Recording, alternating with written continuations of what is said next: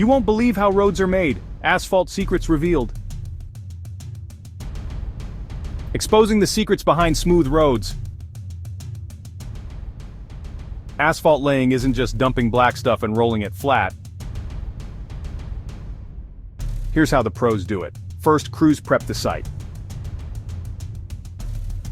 Leveling the ground to precise elevations and angles, grading to direct drainage and prevent water pooling. Ensuring the foundation is compact and rock solid. Next, a layer of sticky binder goes down, helping the asphalt stick to the base layer.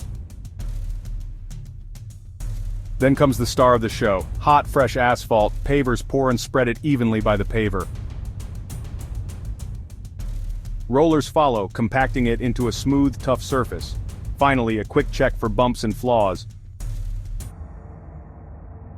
The road cools and hardens, ready for traffic. That's the basics of turning raw ground